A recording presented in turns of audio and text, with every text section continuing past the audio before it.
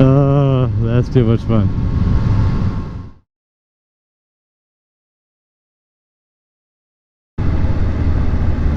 Well, hello YouTube. So I wanted to do a video since I was right at 300 miles on my Trident 660, and gotten various reports that said if you have your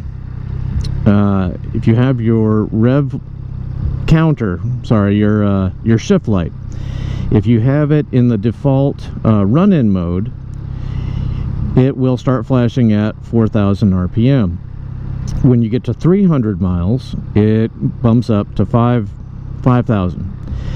I was curious to see if this would happen in basically real time. Like if once you tick over 300 miles, would it stop flashing at 4,000 and go to 5,000, or would you have to turn the bike off?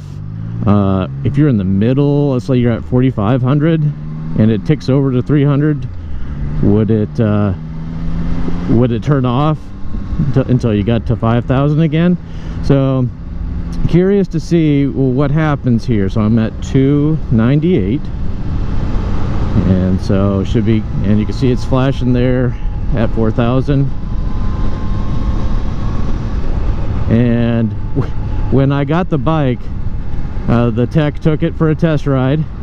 He basically had done finishing the setup that day while I waited after paying and doing all the paperwork, and he said, "I hate that, I would turn it off." And he said, you know, I'm in 6th gear, I'm going 55 miles an hour, and this thing is flashing at me and it's messing with my ADHD, and I would turn it off. Well, I left it on, trying to be good, trying to break it in the way the manual says, and so doing my best to keep the revs below 4,000 RPM.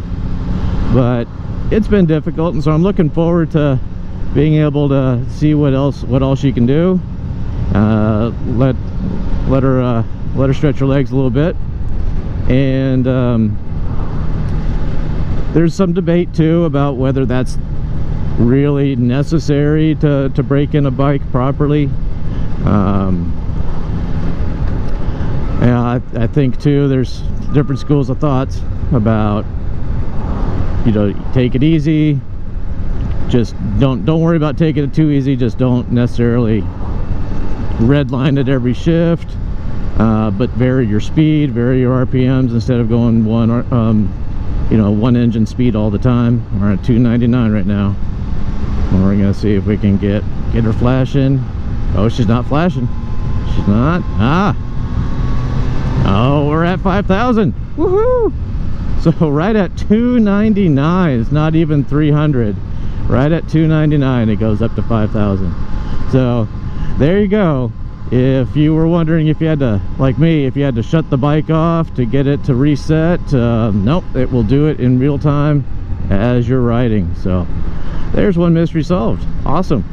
But anyway, I think it's more of a breaking in the rider, if you know what I mean. Like, well, I'm going to do another video about who this bike really is for, but I think Triumph wants it to be beginner friendly for newer riders. And you know, if this is your first bike or first big bike,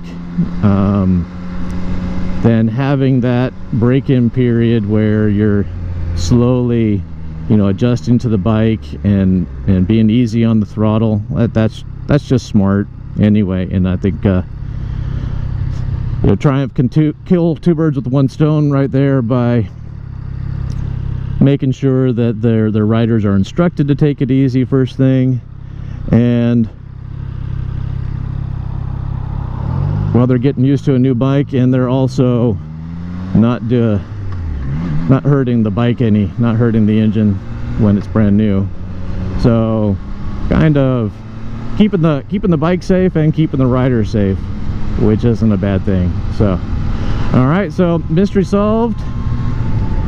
We will get back to some other videos later on, and thanks for listening, and thanks for watching.